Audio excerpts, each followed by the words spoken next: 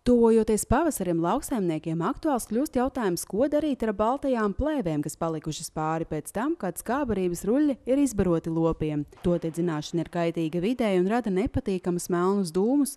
Arī aprakt zemē plēvis nevajadzētu, jo tās nesadalās. Lai palīdzētu lauksaimniekiem risināt šo jautājumu, atkrituma apsaimniekošanas uzņēmums ZAO jau otro gadu piedāvā lauksaimniecībā izmantotās plēves savākt bez maksas. Pagājušā gadā mēs ļoti priecīgi bijām, kad šīs pakalpojums guva atsaucību, jo tieši zemnieku skaits, kas pieteicās, ir apmēram tuvu jau pie 100.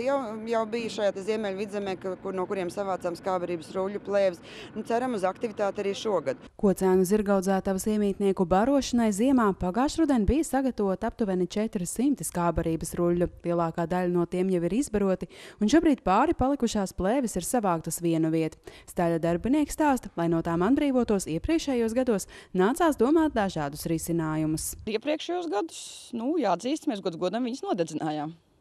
Kas, protams, nav atļauts, bet labāk jau nodedzināt nekā, ka mētājas pilns grāvumos ar šīm plēvēm. Dedzināšana noteikti nav labākais veids, kā no šīm plēvēm atbrīvoties. Tām piekrīt arī zemnieku saimniecības Šalkas saimnieks Bērzenes pagastā.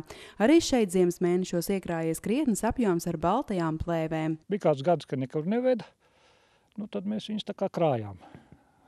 Pagājušo gadu mums piedāvāja par brīvu aizvest.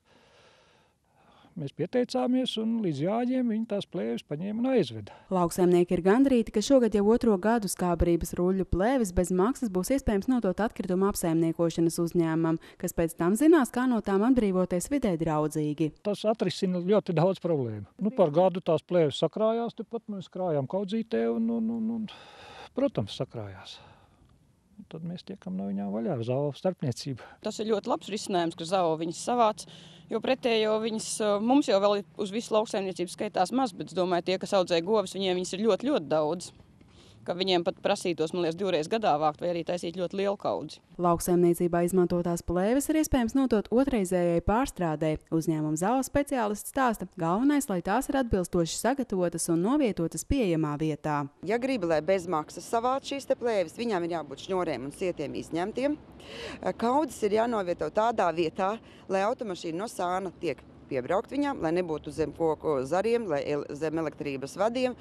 Kā es teicu, lai mašīna varētu piebraukt, lai nebūtu grāvmalās un pļavas vidučos, un visādi mums ir gājis ar šo pakalpojumu izpildīšanu. Bez maksas no lauksaimniekiem ZAO šogad pieņems arī izlietotos Big Bag minerālu mēslu maisus, kā arī dažādas plastmasas mucas un kannas. Tām gan jābūt izskalotām un jānoņem to vāki. Pieteikties šim pakalpojumam lauksaimnieki aicināti līdz 31. maijam, piezvanot uzņēmumu ZAO speciālistiem.